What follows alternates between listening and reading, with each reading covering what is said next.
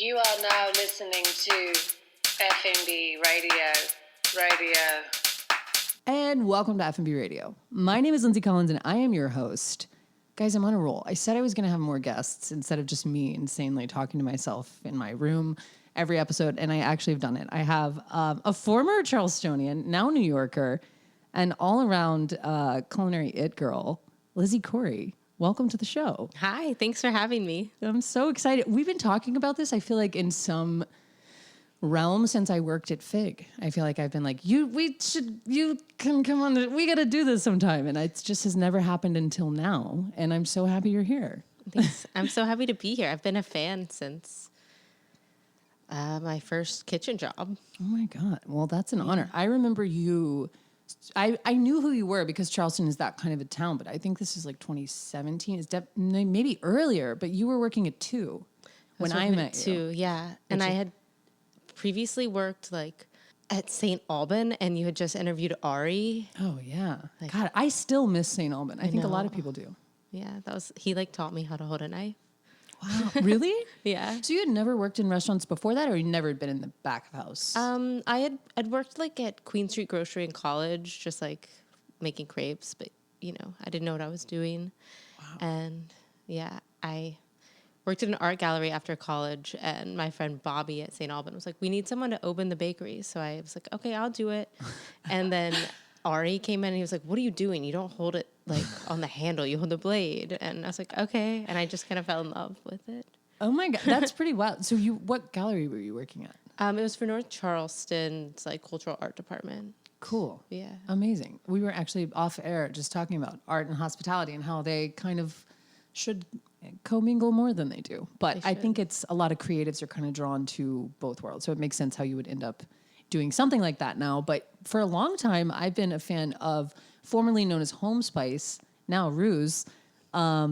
It's kind of expanding and changing, but Home Spice originally was sort of spices and za'atar specifically, which I was super in love with. I think I still use probably some really old za'atar that I'm like, I don't know if I just can't let it go. It's like, it was one of the larger containers and I was like, I'm keeping it in my freezer. Yeah. I'm using it. Keep it in your freezer or put it in oil. Oh. And it's good forever.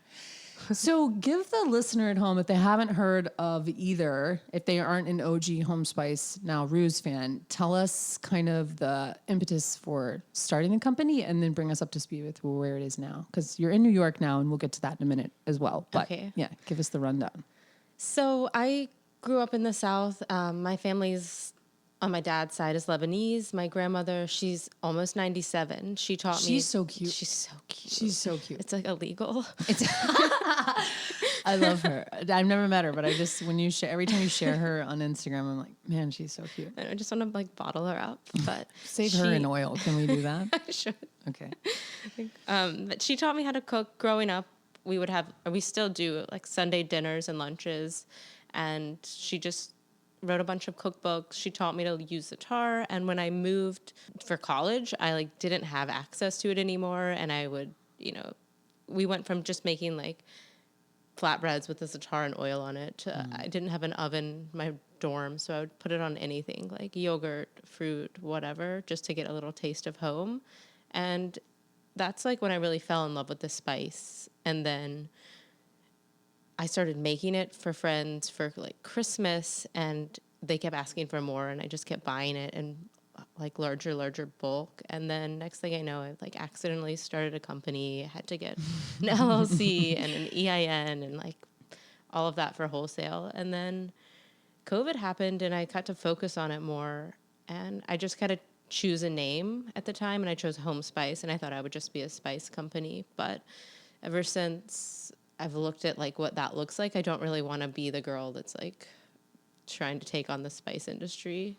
Big Spice is just too I big. lean more into like the food side of it. Like I was a like back of house, a chef and stuff. So I want to like share recipes and snacks that incorporate those like Lebanese flavors. So what are the flavors? Don't give away the proprietary blend, but in broad strokes, like what are kind of the mix? Because it's a spice blend that's traditional to Lebanese so cuisine.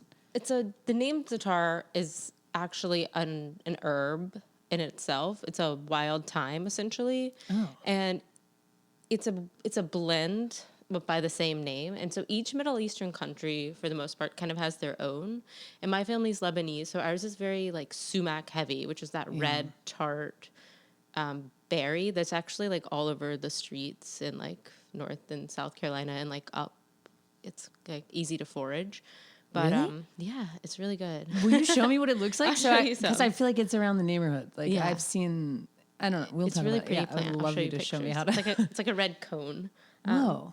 So my family would just kind of like either make their own or we'd buy za'atar and sumac and like blend it together, and it would just take a long time. So I kind of eliminated that step in creating like a ready-made Lebanese style za'atar, and it has sesame. Almost all different Middle Eastern countries use sesame, the wild thyme, salt. Some use cumin, some use coriander, some use like, other things, but the Lebanese version is an emphasis on the sumac, which is just tart, very tart. Like pink lemonade kind of originated from that.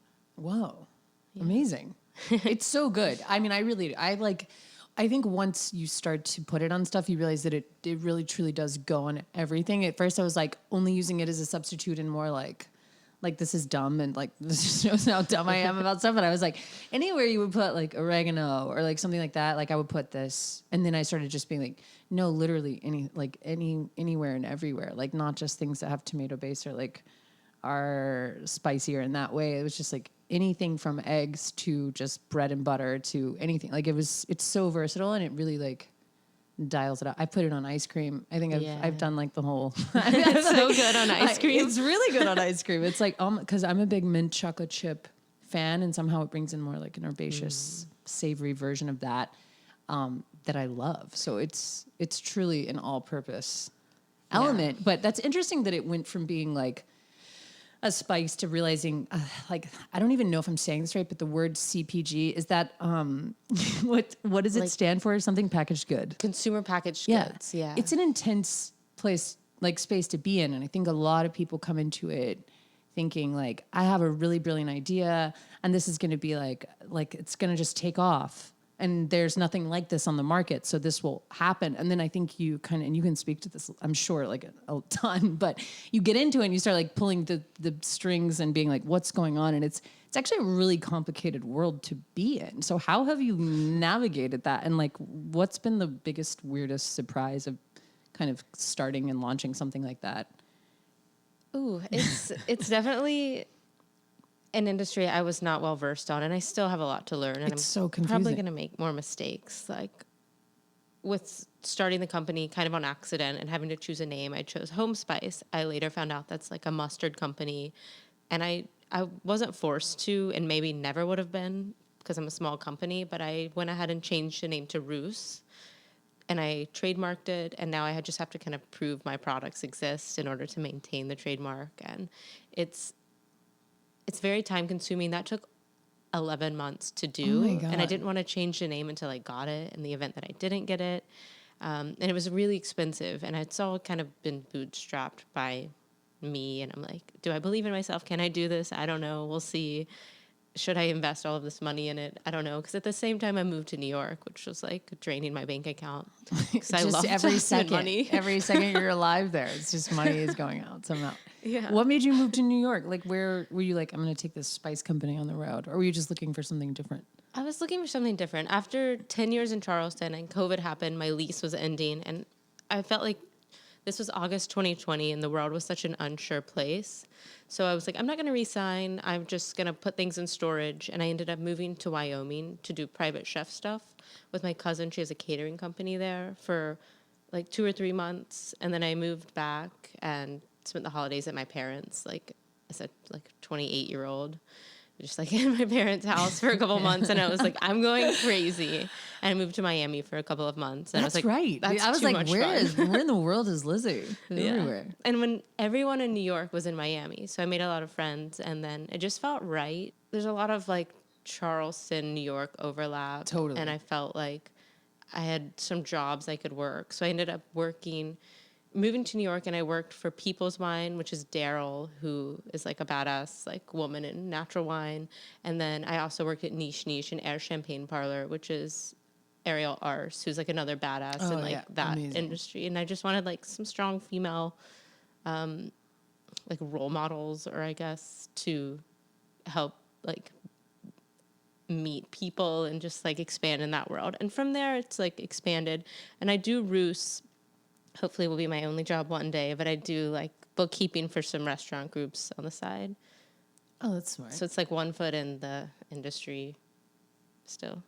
So you're not working in like a restaurant on the like floor anymore. Yeah. No. Cool. I mean, that's always like, not that you're like the goal is to ever get out, but I think people are, it's always amazing to me when they like transition it or parlay it into something else, because there are so many aspects. And I think that's something a lot of people in restaurants like, or maybe just my own neuroses. Like I would be like, how long can I do this? Or like, hurts. Yeah, exactly.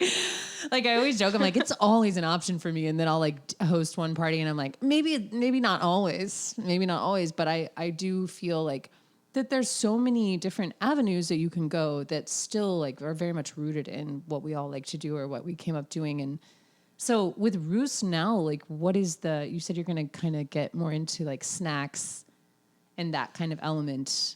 Yeah. So I'm working on like spiced nuts. I previously with Home Spice had a spicy version of the za'atar and a whipped honey. I'm going to bring those back under the new label, and some more like refrigerated products like cheese, hummus, things like that. It Amazing. Takes a really long time, so be patient, but keep an eye out. I mean, it has to take so long. And then I've heard other stories like then you have to find like, it's not just like testing the recipe and being like, wow, this is exactly how I want it to be. It's like, can it be shelf stable? Can it be packaged and created in a situation for like being able to keep up the pars that it takes to get into like, I don't know, Whole Foods or whatever the goal is for like getting your product distributed. It's very, very tricky, but I feel like just me thinking about it, I'm like, there's not a lot of brands that come to mind. I mean, certainly hummus, but I'm like, not a lot of brands that come to mind with those kind of emphasis. And I think you've got something really special. And the brand always felt really like fun and cool and like something that was new, which is hard to come by in I don't know, in the food space. I feel like packaged things, it's like somebody's already thought of something already, but I'm like, I really was like, whoa, this is cool to like put a spotlight on this specific style of cuisine in snacks. I think it's genius. I love snacks. Me too.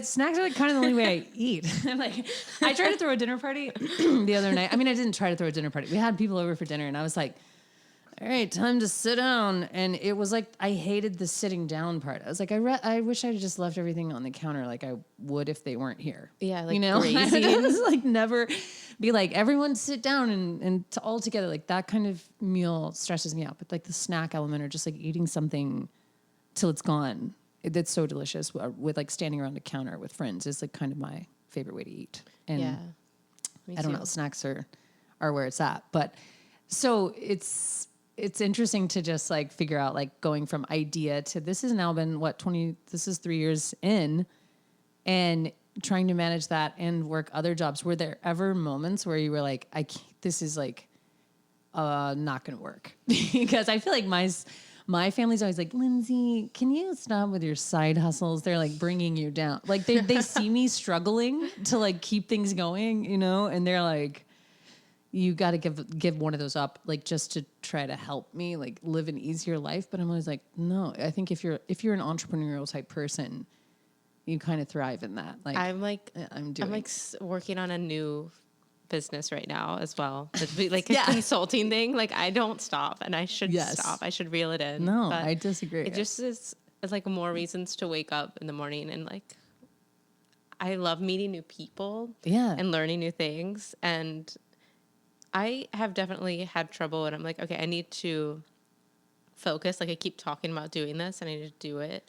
Or I get discouraged if like the sales are low that week or something. But there's a lot of ways that I could be better and like reel it in and focus, but it's also just part of my journey, and it's on my time. Yeah, I love that. Business. Yeah, exactly. I'm in charge of myself. My life, actually. I love that though, because I feel like whenever people tell me that, like, you know, and like, I hate when people give me advice anyway, but when people do give me advice, I immediately know if it's good advice or not for me. I'm always like, no, you don't know what you're talking about. Like, you don't understand.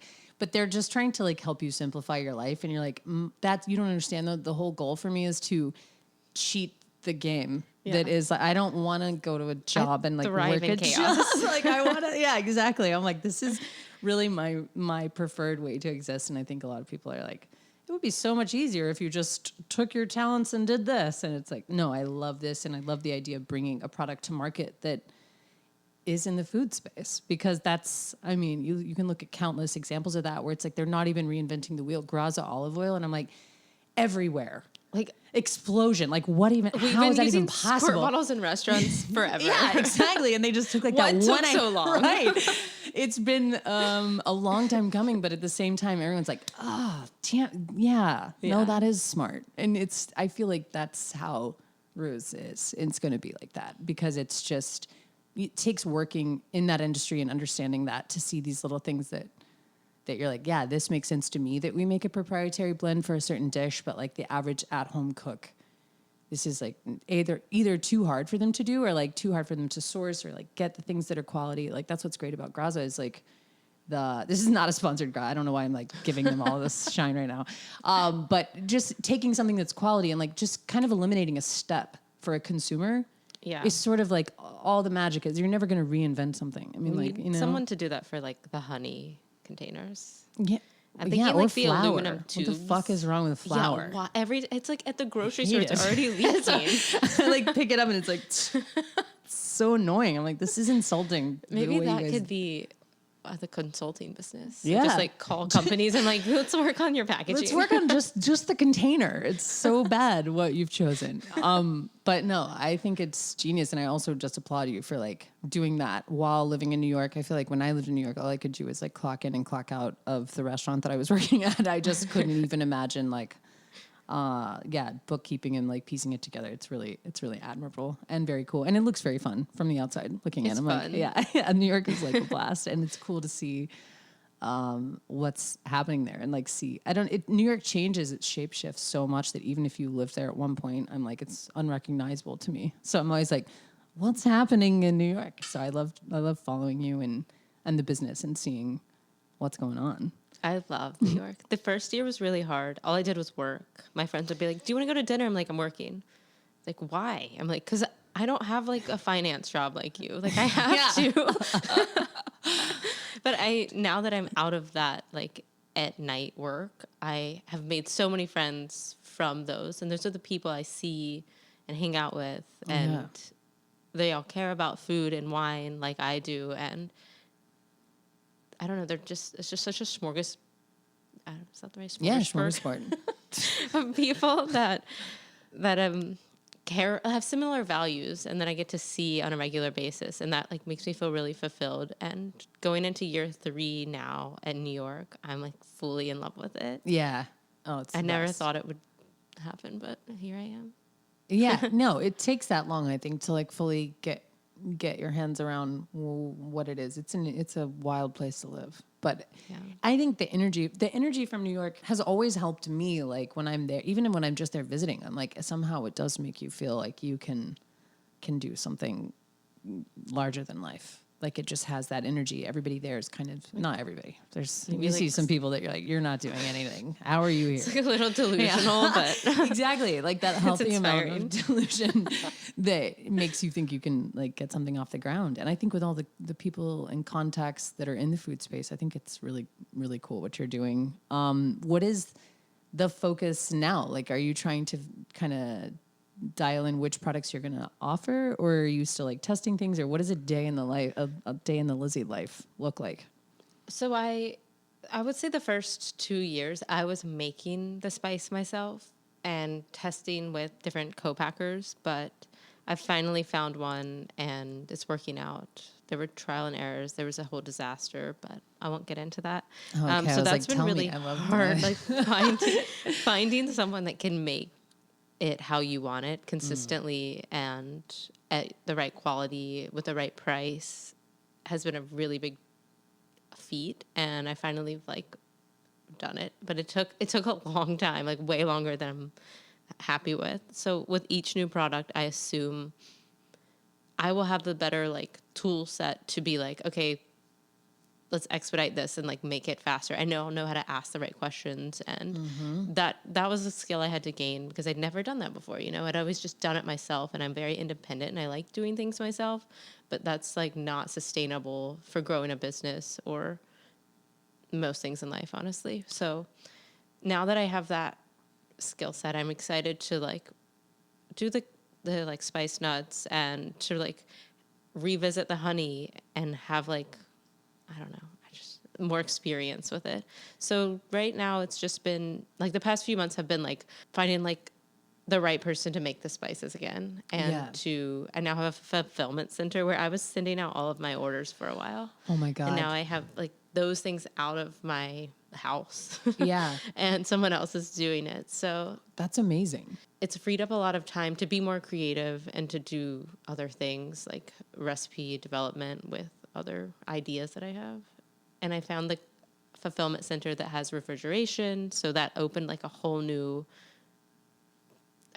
chapter on like I wanted to like some cheeses and things like that. Oh my God, that sounds so good. I feel like there's like, I don't know if it's intentionally like this or if there's some level that you hit in every industry where it's like, it seems like they're intentionally not telling you how it works. You know what I mean? Like all of life. Right. Like it's like, why is everyone making this so hard? Like there's so much mystery around. Like I can't remember who I was talking to about this, but they were making something and dealing with two different co-packers in two different regions. Like one was in Washington and one was in the South.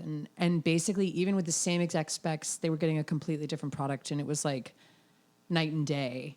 And you're like, how is this so hard? And also so specific. Like there's no way to like you kind of just have to fail your way through it. Yeah. And it can be like, it's almost like an intentional, like, but if you can somehow survive it, your brand will be okay. And you'll have learned so much, which it sounds like you have. Like you're like taking these baby steps, but people think that it maybe takes months, and it's like years, truly. Like I don't think it is anything you did wrong. I'm like, I think that's just what it is. Like, It's growing pains. I think that, I mean, maybe there's a certain amount of money you can have to like expedite these things, but certainly like, I think I could spend a lot of money, but I would rather just take it slow and do it right and like learn from my, I don't know, mistakes. Yeah. Maybe.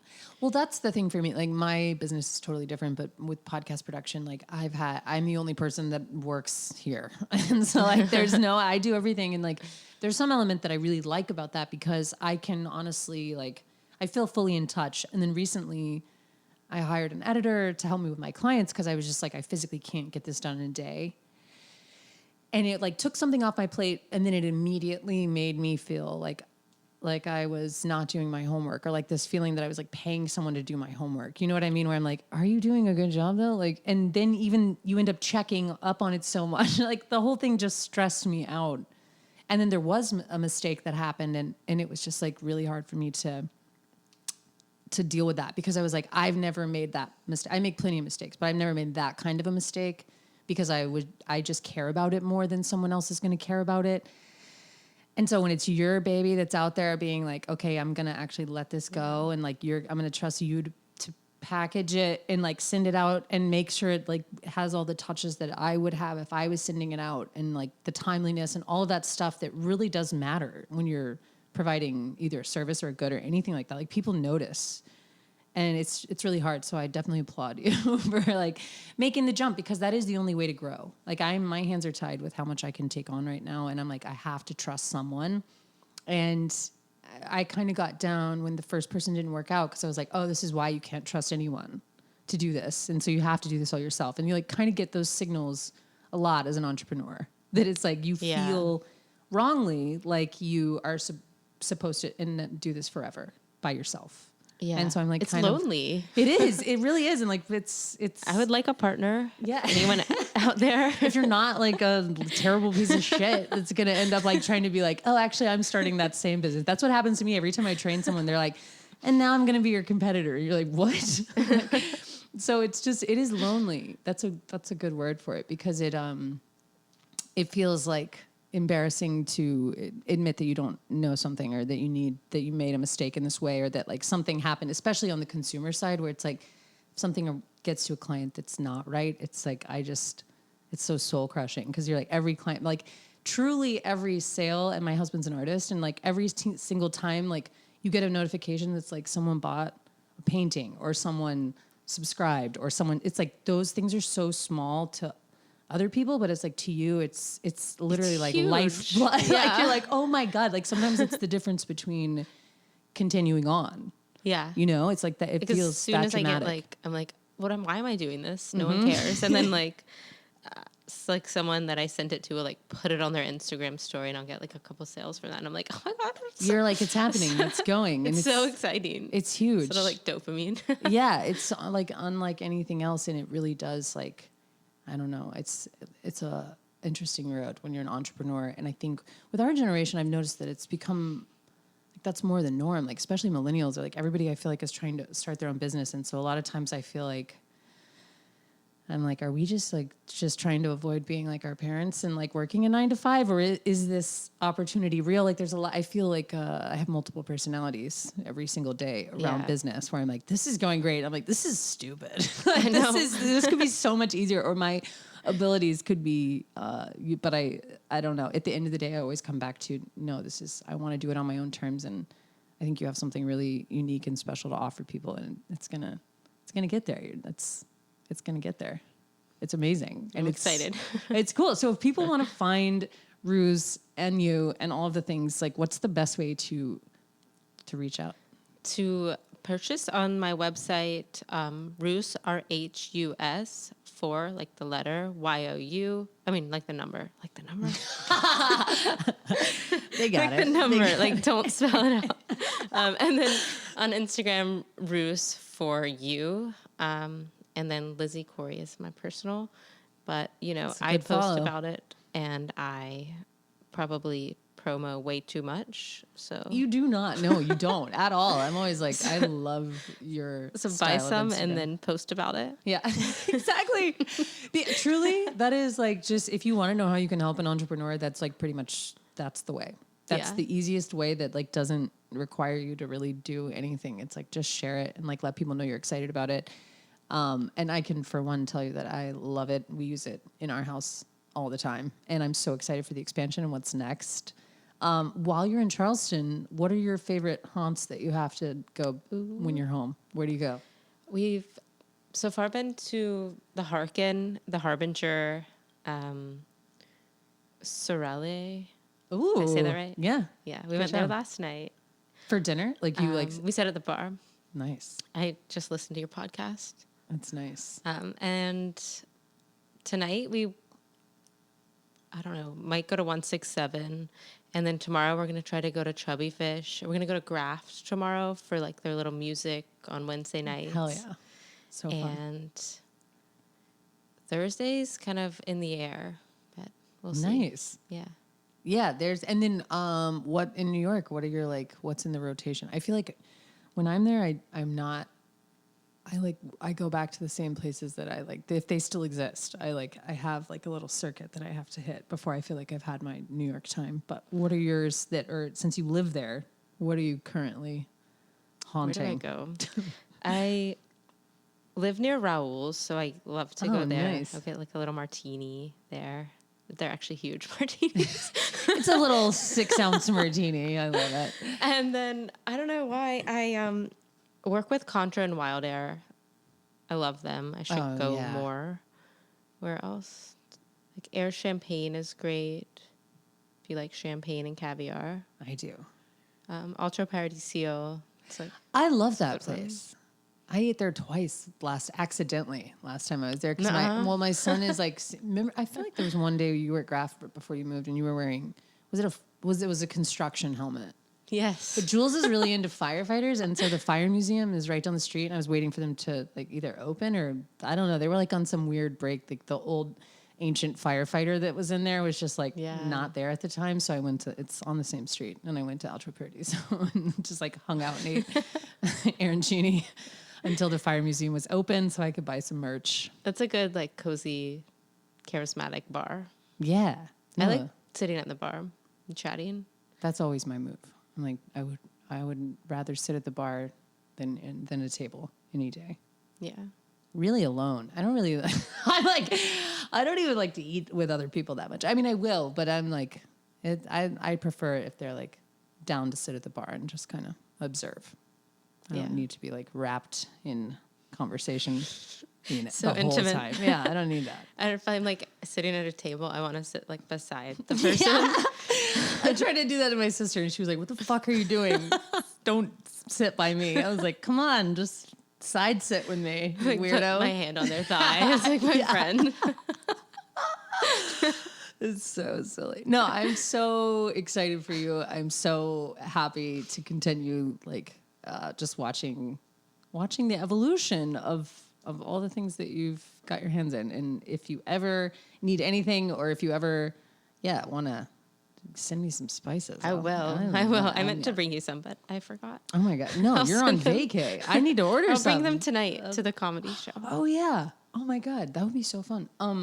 No, I just a big fan and always have been. And I can't wait to see how the next chapter goes. Thanks so much for having me. Oh, it's a blast. It's so cool. I'm happy that you're here. Do you get back to Charleston? I feel like I've missed you like one other time. You did a pop-up at Grafton. I couldn't go to it. I'm so sad. July, I did a pop-up. That was my first time back in like over 2 years, which is weird because I was here for 10 whole years straight. Wow. But after this little jaunt, I'm like, I need to come here more. And if Olivia, my friend, moves here, she's on the couch. Shout out to Olivia on the couch. I'll be visiting often.